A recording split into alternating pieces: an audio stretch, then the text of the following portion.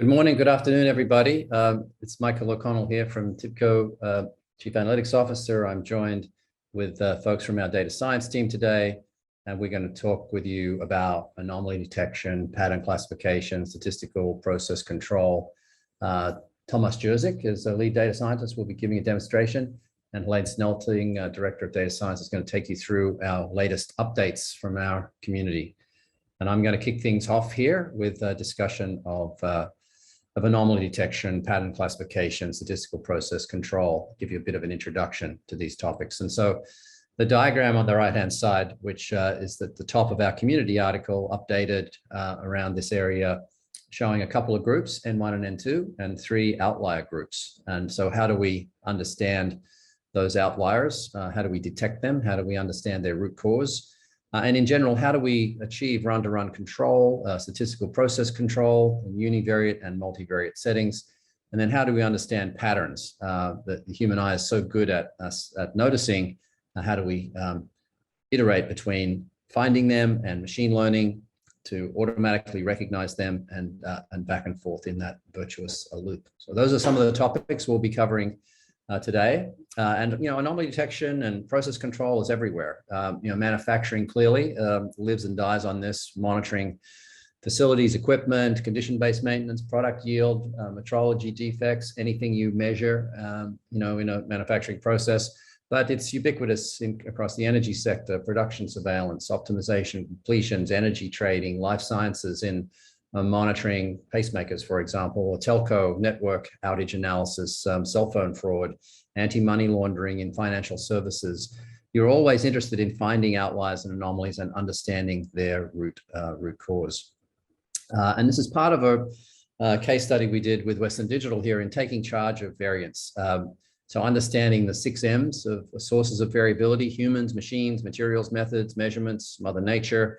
And then how to control variability, understand it and control it as a part of a process.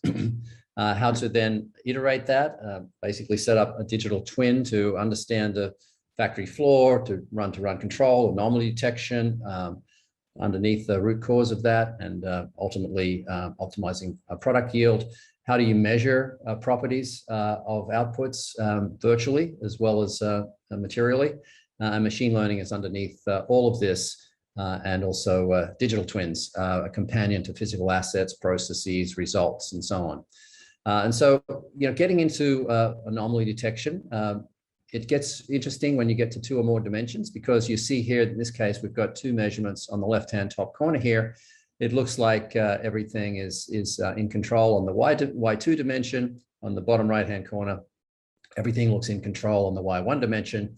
But when you put them together, there's an outlier group here. And turns out those are related to a particular tester, and that when you get to the root cause of that. So it's very interesting to understand variability in 1, 2, or multiple dimensions. Thomas is going to talk about statistical process control. I'm going to give you a bit of context here about anomaly detection in multiple dimensions. And this draws on templates, work examples that we have in our TIBCO Data Science product, using a variety of either built-in nodes or Python notebook code, and also in TIBCO Spotfire, our visual analytics environment, where we're using a set of data functions, point and click, to do things like look at multi-variable data. So this is 9 pressure readings coming off different pieces of equipment. I can look at those individually, do exploratory data analysis on them, and then start to understand, as we look at those across time, how do we characterize that in multi-dimensions, the different sensor readings we're getting? How do we identify incidents as sequences of anomalies? And how do we characterize the incidents? What are the features responsible for the outlying behavior, and get to the root cause? So we've been doing a lot of work on this topic over the years. Here's those 9 or so data points, on a single normalized scale across time on the x-axis and normalized value on the y-axis. And you can see, there's a lot of variability in each of the individual measurements, but it also looks like this little part here is different as these 3 sensors start to behave differently from their historical pattern. And so I'm going to walk you quickly through autoencoder and long short-term memory methods that we have for identifying multivariate anomalies. The idea is that you have a certain number of input dimensions, but you represent those data in a lower dimensional space, and you find when you reconstruct the data, is the reconstruction error between the output predicted value and the input, what's the difference there? If you're able to represent the multidimensional data for a particular observation in a lower dimensional space quite well, and you have a small reconstruction error, well, that particular multivariate observation is not an anomaly, not an outlier. And so this reconstruction error is the important quantity to understand the behavior of the multivariate data at a particular time point. So the autoencoder in this case reconstructs the rows from the input rows. You're using that lower dimensional approximation, set up in the neural network in terms of the hidden units. And so a row not well represented, is an anomaly. So that particular, looks like things are pretty consistent here, given the noise in the individual measurements, the 9 measurements here. But then when we get to this section here, this is an incident in the sense that it's a recurring anomaly in the multivariate 9-dimensional kind of space here. And so this idea of having an incident as a persistent anomaly, Thomas is going to cover that as well in the statistical process control use case. It's, grew up, if you will, as a Western electric rule or a Nelson rule, this idea of having a persistent observation outside the range that you set up. And, in this multivariate neural network case, we look at the reconstruction error on the y-axis versus time, and we see, is there a persistent outlier in that 9-dimensional space in this particular example. And then we want to characterize those, all the incidents that occur, through a cluster analysis and get to the root cause. So we want to understand, out of these, 9 or so variables here, how do these individuals, so this pressure reading, how much is that, account for the incident or the observed outliers? How much of these individual X variables, if you will, account for this observation that we have an anomaly, and a repeating anomaly, an incident? How much of these individual variables account for that?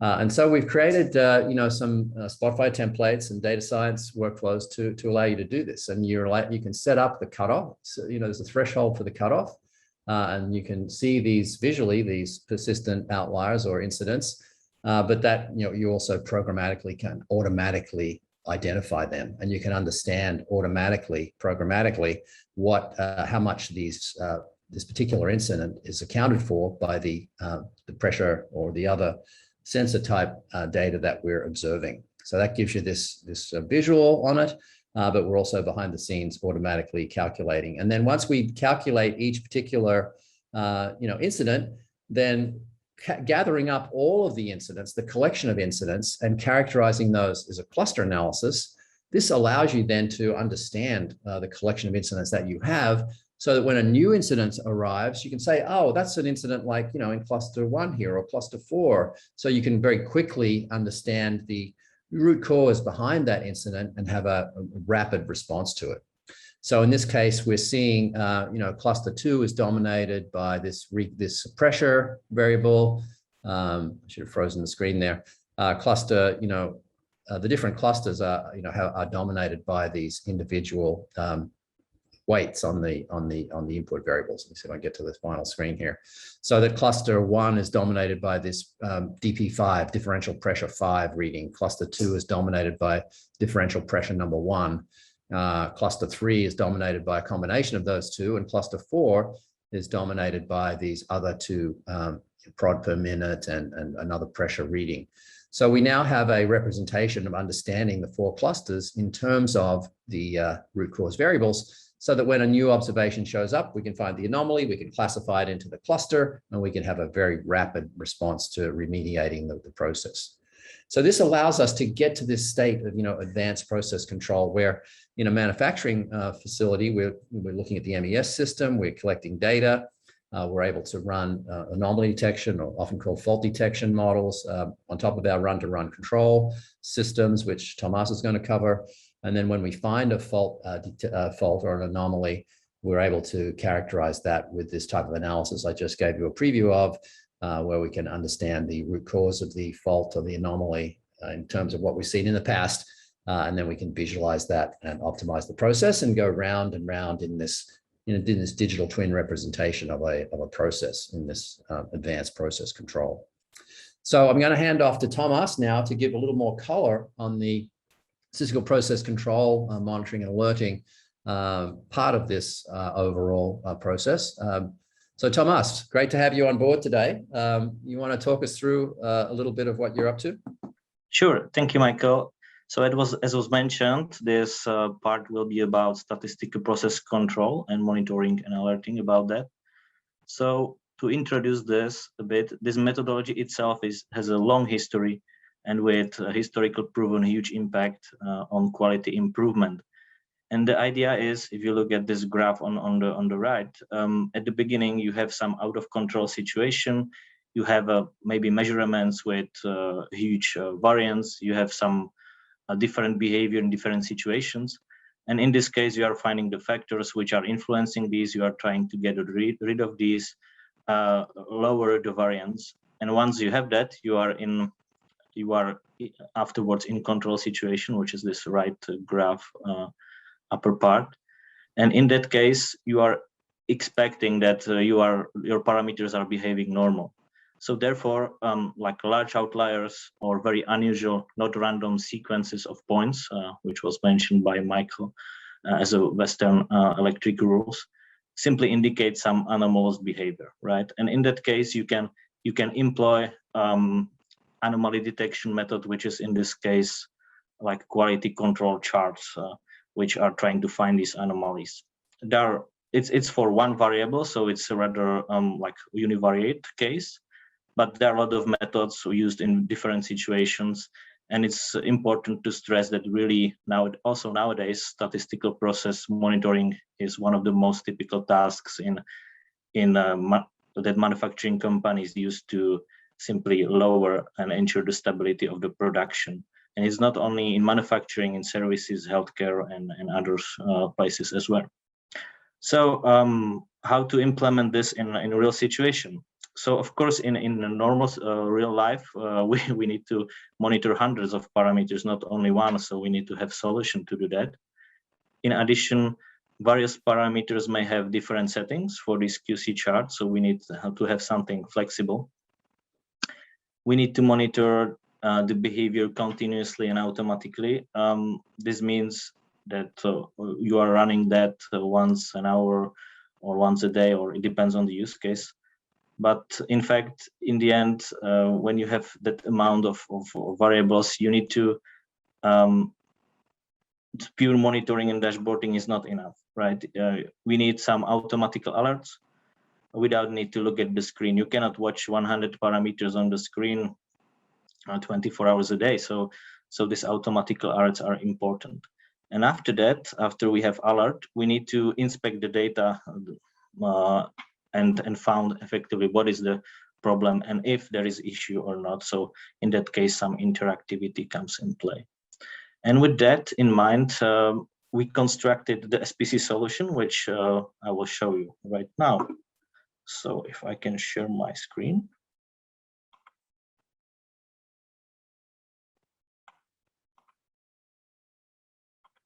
Okay, thank you. So architecturally, our solution consists of two components. Well, on the right side, we have a backend computation engine where all the QC charts are being calculated. And at the same time, there is happening automated monitoring and alert triggering. And once this alarm is triggered, we are receiving email. And we are going to investigate interactively in our front-end Spotfire dashboard application, which is highlighted like the box on the left. And this is what I will show right now. So let's say we have a problem in our we receive an email. We have a problem in the factory, and we would like to investigate what is wrong. So here we are monitoring number of parameters separately for product A and product B. On this left upper part, we have information about actual alarms, which means actually unacknowledged alarms. This means that most probably the things which triggered our actual situation, our alert, the things which were not handled yet. So these parameters over there. And the bottom, we have occurrence of alarms for the parameters in recent history, and there are also already acknowledged handled alarms. And in the whole application, we are looking at the two type of alerts. One is out of control, which is this part, where we have the situation when sample point is outside the control limits of respective QC chart. And down there, there is the zero rules violations or Western electric rules violations, which means that we have some systematical problem.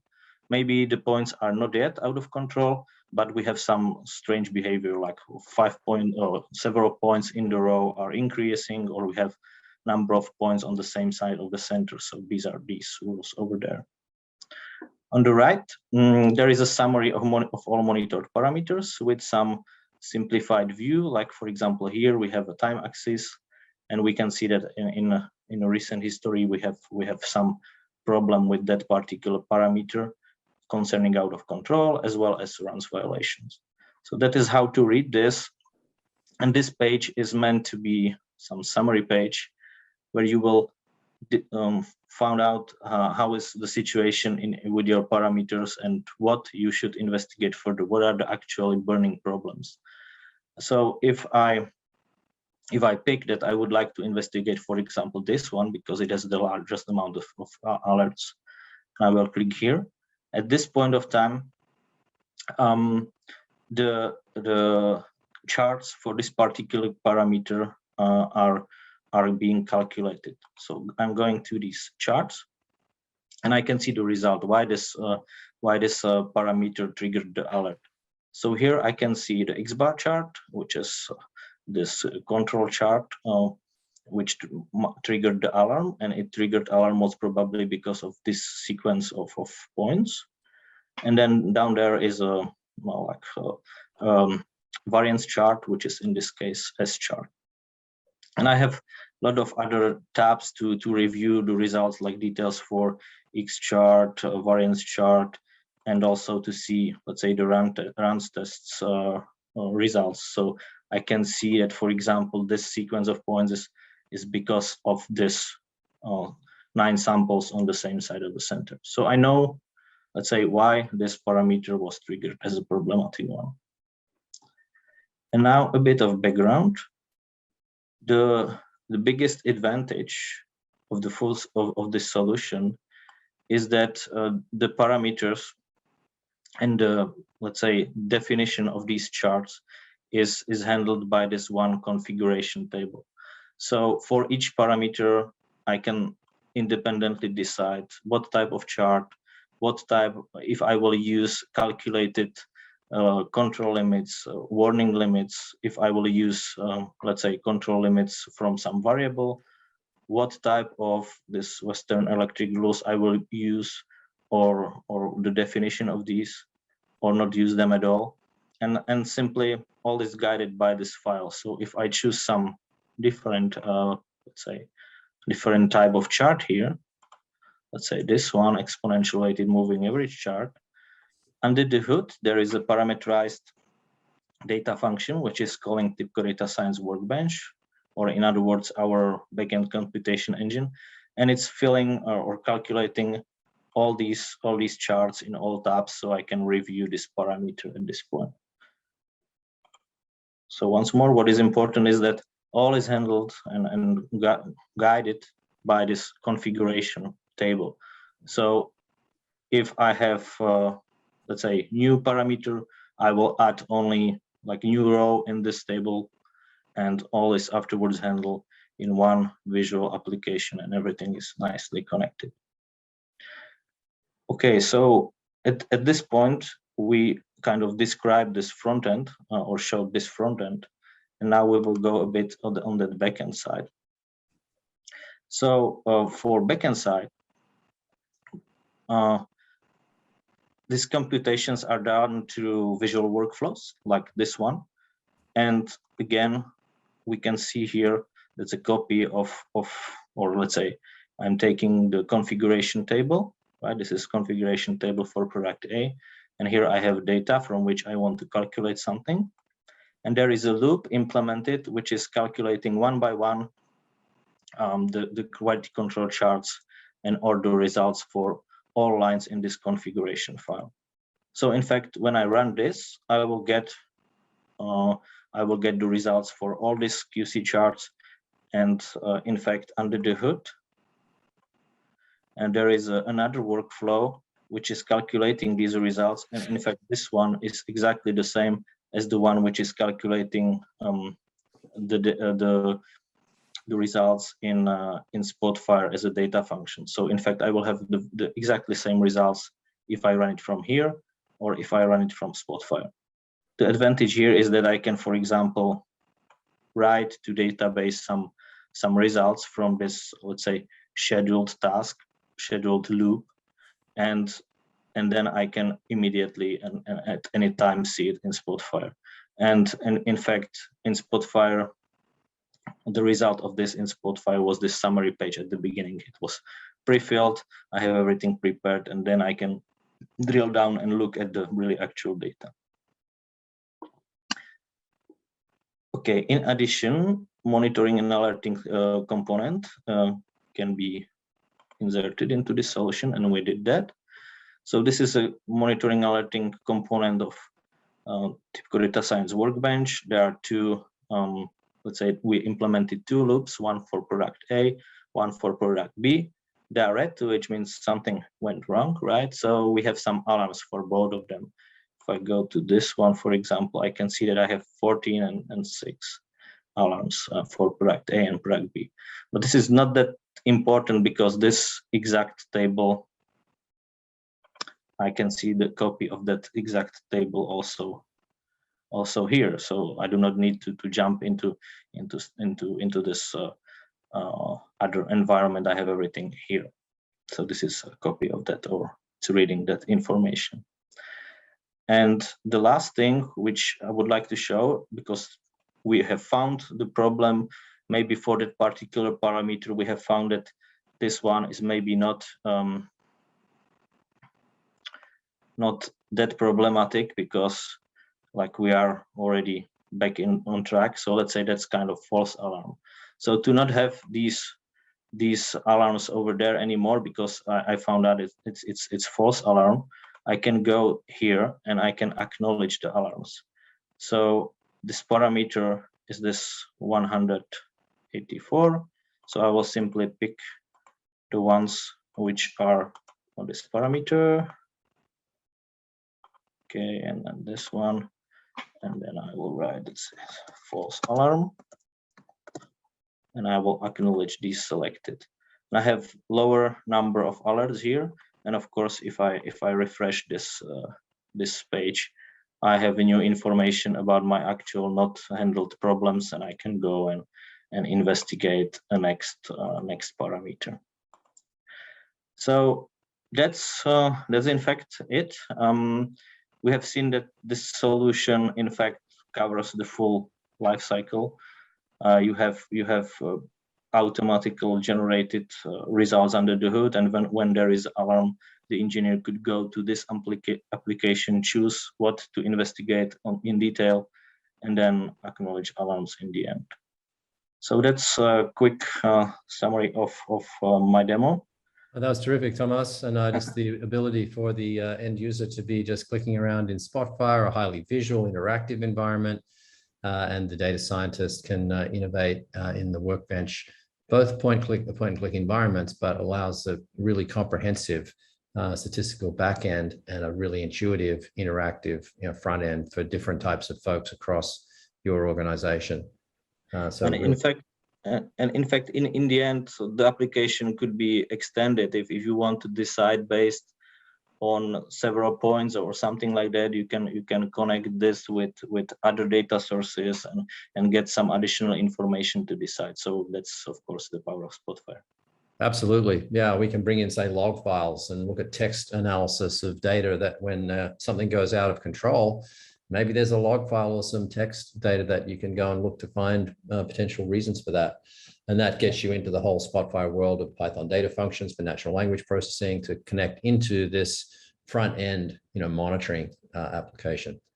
So yeah, great job on this, Tomas. And I see we've got a number of questions coming in, but let's potentially go across to Helene to give folks a look at what sorts of things we've been putting on our community site to support this important area of work.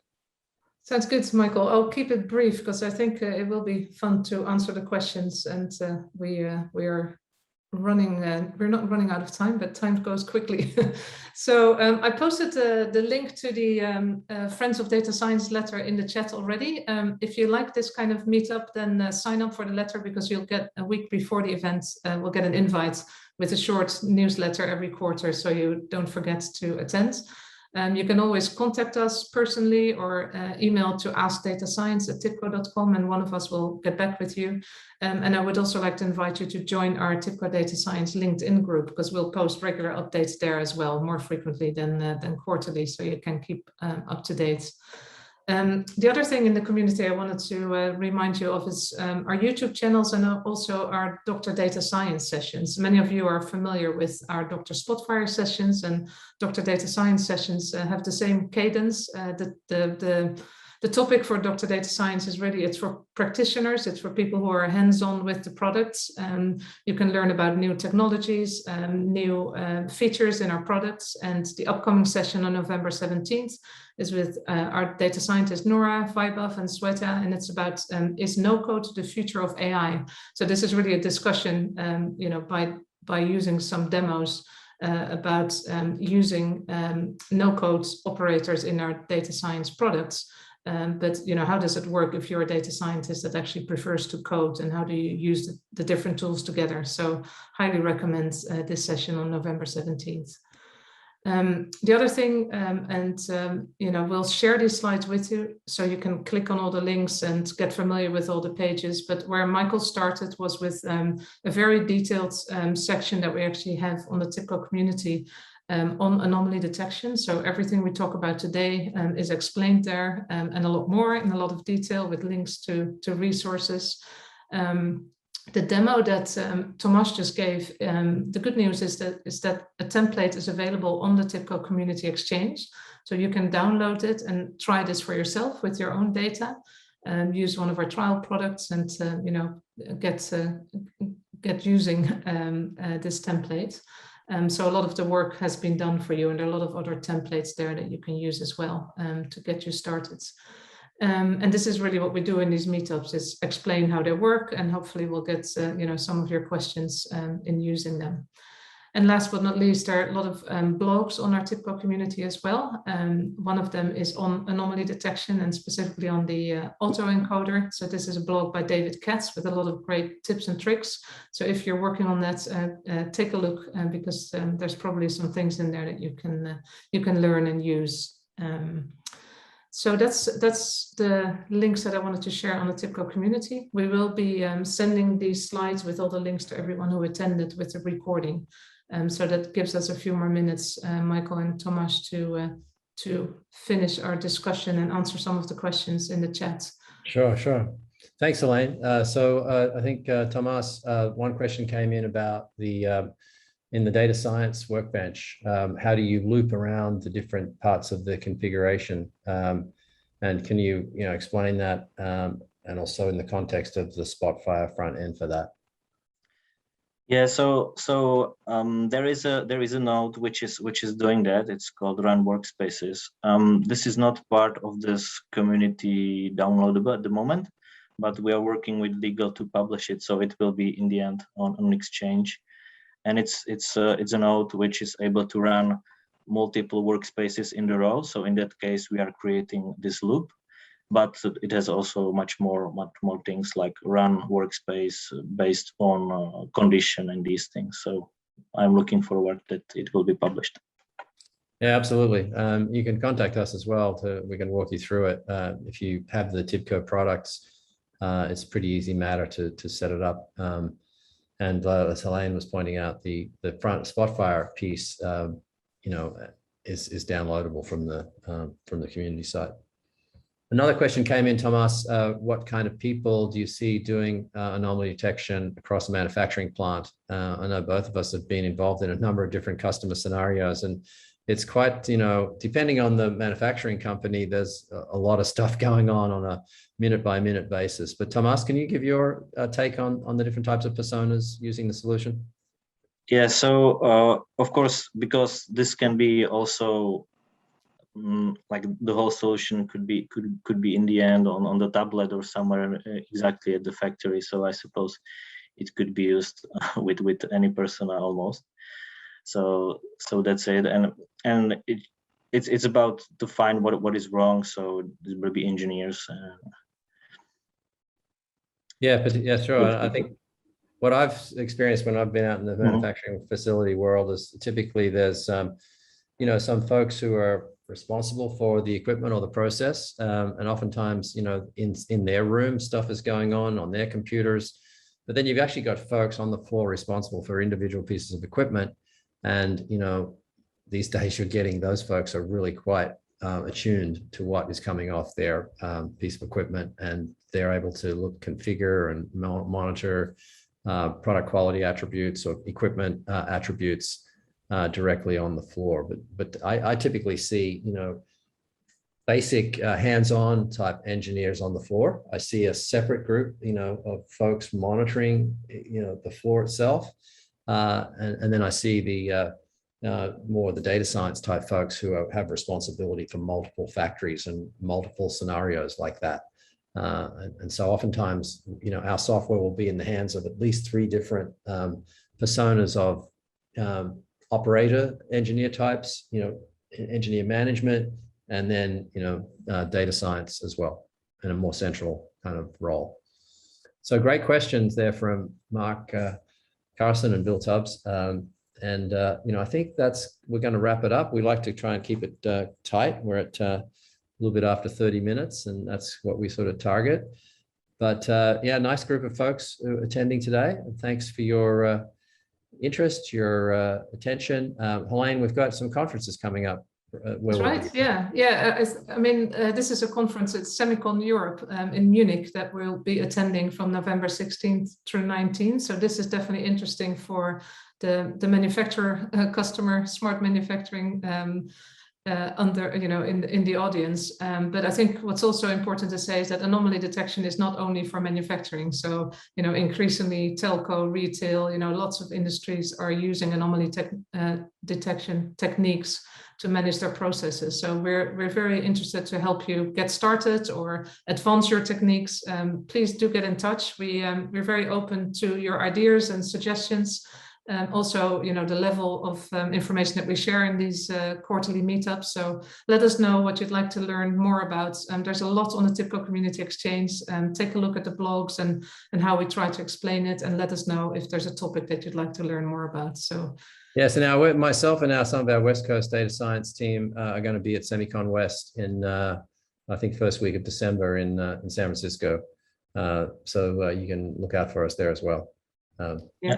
I will be in this semi in Munich next week. So that's it, next week. Oh, that's fantastic. Yeah, it's next week. Yeah. Well, hopefully we can have your demonstration on the floor, on the showroom floor there, Thomas. That'd be great. And nice work on this. Great. Well, thanks, Michael. Thanks, Tomas. And thanks, everyone, for attending, and looking forward to hear from you and see you next quarter. Thanks, everybody. Thank you. Cheers. Bye-bye.